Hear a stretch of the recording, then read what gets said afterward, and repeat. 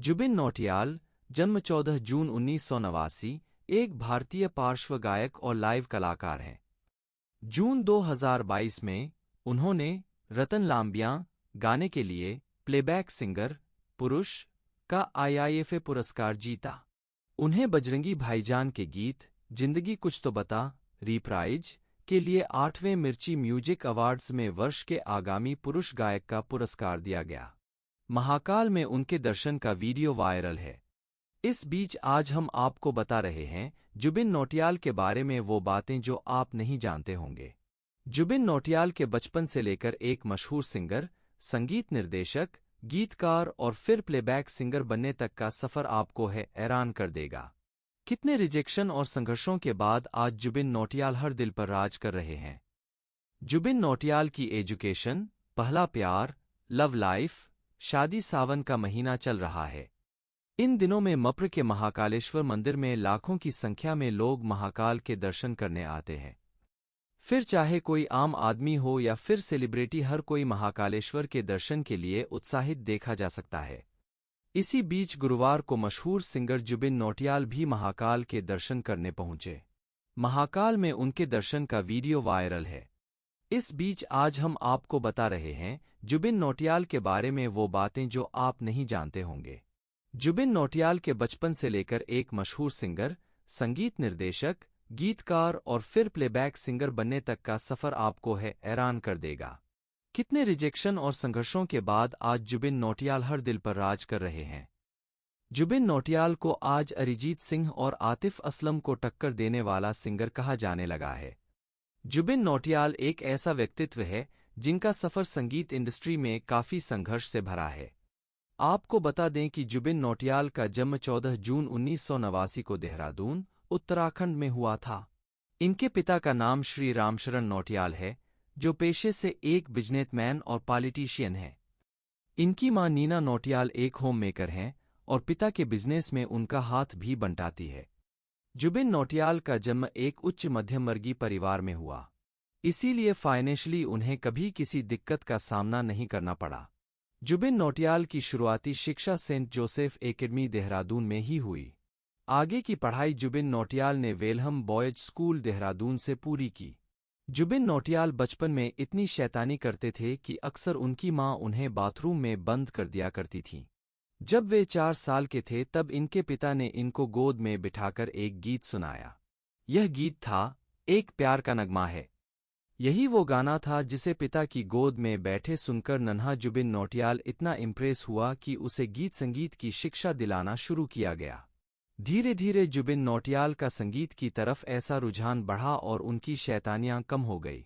कुछ साल में ही वे संगीत के इतने दीवाने हो गए कि बचपन से ही उन्होंने संगीत को गहराई से समझना और उसका रियाज करना शुरू कर दिया। धीरे धीरे जुबिन अपने शहर में फेमस होने लगे। तब उन्होंने फैसला लिया कि वे मुंबई जाएंगे। मुंबई पहुंचने के बाद जुबिन नौटियाल दफ्तरों के चक्कर काटते रहे लेकिन कहीं काम नहीं मिला। जुबिन नौटियाल ने अपने दोस्तों से कहा कि जैसे तैसे सोर्स लगवाकर वे ए.आर. रहमान से मिलना चाहते हैं। काफी कोशिशों के बाद उनकी लाइफ में वो दिन भी आया जब वो ए.आर. रहमान से उनकी मुलाकात हुई। ए.आर. रहमान से आग्रह करते हुए जुबिन नौटियाल ने ए.आर. रहमान को गाना सुनाया और पूछा कि क्या हम एक अच्छे गायक बन सकते हैं। जुबिन ने अपना बेस्ट परफॉर्मेंस दिया, लेकिन जुबिन के इस सवाल पर ए.आर. रहमान ने कहा कि आपने बहुत ही अच्छा गाना गाया है, लेकिन बॉलीवुड में प्लेबैक सिंगर बनने के लिए आपको और ज़्यादा गहराई से संगीत सीखना होगा, मेहनत करनी होगी। ए.आर. रहमान से मुलाकात के बाद जुबिन नौटियाल अपने घर देहरादून लौट आए। अब जुबिन नौटियाल ने संगीत को और गहराई से समझने के लिए देश के अलग अलग राज्यों में जाना शुरू कर दिया, जहां जो सीखने को मिलता सीखते रहे। बनारस में जुबिन नौटियाल की मुलाकात भारतीय शास्त्रीय गायक छन्नूलाल मिश्रा से हुई और जुबिन ने उनसे भी संगीत सीखा। छन्नूलाल मिश्रा से संगीत की शिक्षा लेने के बाद जुबिन नौटियाल पश्चिमी संगीत की शिक्षा के लिए चेन्नई पहुंचे। यहाँ जुबिन ने संगीत अकादमी में एडमिशन लिया। संगीत के सुरों के साथ ही जुबिन नौटियाल ने संगीत harmonium, guitar, tabla, drum, piano आदि इंस्ट्रूमेंट्स भी सीखे। आपको जानकर हैरानी होगी कि जुबिन नौटियाल ने music reality show x factor में भाग लिया था। उन्हें उम्मीद थी कि वह टॉप 10 में जगह बनाएंगे, लेकिन जुबिन नौटियाल टॉप 25 में भी जगह नहीं बना पाए। एक्स फैक्टर में जजेज ने जुबिन को कहा कि तुम्हारी आवाज में वो बात नहीं है, तुम प्लेबैक सिंगर नहीं बन सकते। लेकिन जुबिन नौटियाल निराश नहीं हुए। जुबिन का कहना था कि आपको स्प्रिंग की तरह होना चाहिए, जो कम दबाव में भी अधिक उछलता है। स्क्रैच सॉन्ग गाते हुए चमक गई किस्मत। काफी मेहनत के बाद उन्हें स्क्रैच सॉन्ग गाने का मौका मिला। स्क्रैच सॉन्ग वो सॉन्ग होते हैं जिन्हें बड़े गायक को देने से पहले किसी छोटे या नॉन फेमस सिंगर को गाने को दिया जाता है। छोटा गायक जो गाना बड़े गायक के लिए गाता है, वही स्क्रैच सॉन्ग कहलाता है। इसकी रिकॉर्डिंग सुनने के बाद कोई बड़ा या फेमस गायक इस सॉन्ग को फाइनली गाता है। जुबिन खुद बताते हैं कि जब वे स्क्रैच सॉन्ग का काम कर रहे थे तो उन्हें बहुत कुछ सीखने को मिल रहा था। जुबिन स्क्रैच सॉन्ग्स को भी बड़ी शिद्दत से गाते थे, जैसे उनकी रिकॉर्डिंग ही फाइनल हो। 2014 में अक्षय कुमार की फिल्म द शौकीन्स आई थी। इसका एक सॉन्ग था महरवानी, इसका स्क्रैच जुबिन ने गाया था। जब अक्षय कुमार ने यह गाना सुना तो बहुत खुश हुए, उन्हें यह गाना बेहद पसंद आया। अक्षय कुमार ने तुरंत पूछा ये किसने गाया है। तब अक्षय कुमार को पता चला कि किसी जुबिन नाम के लड़के ने इसे गाया है। अब जल्दी ही इसे किसी और बड़े सिंगर से रिकॉर्ड करवाया जाएगा। लेकिन अक्षय कुमार ने तुरंत कहा कि यह गाना इसी सिंगर को गाना चाहिए। बस यहीं से जुबिन नौटियाल के एक अच्छे सिंगर बनने का सफर शुरू हो गया। जुबिन को इस गीत को गाने के लिए चुन लिया गया। 2014 में ही एक फिल्म आई सोनाली केबल, उस फिल्म में जुबिन नौटियाल ने एक मुलाकात सॉन्ग गाया। ये गाना उनका दूसरा फिल्मी गाना था। आपको यह जानकर भी हैरानी होगी कि भले ही जुबिन नौटियाल ने अक्षय कुमार की द शौकीन्स का मेहरबानी सॉन्ग पहले गाया, लेकिन रिलीज पहले सोनाली केबल वाला सॉन्ग हुआ। इसके बाद जुबिन को एक के बाद एक सॉन्ग मिलता गया और उन्होंने कभी मुड़कर नहीं देखा। पहला प्यार। जुबिन नौटियाल का पहला प्यार है उनकी गिटार। वे इस गिटार को वेद कहते हैं। हालांकि एक रिपोर्ट में जुबिन नौटियाल के बचपन के प्यार का भी जिक्र किया गया है। स्कूल के दिनों में उनकी एक बहुत अच्छी दोस्त थी, जिससे वे खत लिखकर बातें करते थे। कुछ दिन बाद वह दूसरे स्कूल में चली गई। पड़ोस की एक लड़की के माध्यम से कुछ दिनों तक खत भेजने और बातों का सिलसिला भी चला, लेकिन एक समय बाद दोनों अलग हो गए और फिर कभी नहीं मिले।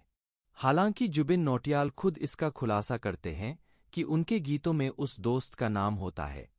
आपको बता दें कि जुबिन नौटियाल अब तक अनमैरिड हैं और माम पापा की मर्जी से शादी भी करेंगे। हालांकि जुबिन का नाम निकिता दत्ता के साथ जुड़ा और दोनों की सगाई की अफवाहें भी उड़ी, लेकिन जुबिन नौटियाल ने कहा कि हम केवल अच्छे दोस्त हैं, इसे रिलेशनशिप का नाम देना गलत होगा। जुबिन नौटियाल के फेमस सॉन्ग तुम ही आना, लुट गए तारों का शहर, बेवफा तेरा मासूम चेहरा, मेरी आशिकी, लो सफर, काबिल हूं, चिट्ठी, प्यार तूने क्या किया, दिल गलती कर बैठा है। इसके अलावा जुबिन नौटियाल ने बहुत सारे गाने गाए हैं। आज जिस मुकाम पर जुबिन नौटियाल हैं, वे अपनी मेहनत और टैलेंट के दम पर हैं। जुबिन अपने संघर्षों को संघर्ष नहीं बल्कि एक खूबसूरत सफर मानते हैं, जिसे उन्होंने एंजॉय किया है। हिंदी गानों के अलावा जुबिन नौटियाल उर्दू, तेलुगु, कन्नड़, तमिल, गुजराती और मराठी भाषाओं में भी गाने गाते हैं। संगीत की प्रेरणा को लेकर जुबिन नौटियाल कहते हैं कि किशोर कुमार, मोहम्मद रफ़ी, नुसरत फ़तेह अली खान, लता मंगेशकर और आशा भोंसले उन्हें प्रेरित करते हैं। अब तक मिल चुके हैं ये पुरस्कार। जुबिन नौटियाल ने कई पुरस्कार भी जीते हैं। 2015 में जुबिन को म्यूजिकल स्टार अवार्ड से सम्मानित किया गया था। फिल्म बजरंगी भाईजान के सॉन्ग जिंदगी के लिए 2015 में जुबिन नौटियाल को पार्श्व गायक पुरस्कार के लिए मिर्ची संगीत अवार्ड दिया गया। जुबिन नौटियाल ने अब तक सभी भाषाओं को मिलाकर करीब 200 से भी ज्यादा सॉन्ग गाए हैं। जुबिन नौटियाल सोशल मीडिया पर भी एक्टिव रहते हैं। और अब हम आपको बता रहे हैं उनकी नेटवर्थ। आपको बता दें कि 34 साल के जुबिन नौटियाल सालाना 5 से 6 करोड़ रुपए कमाते हैं।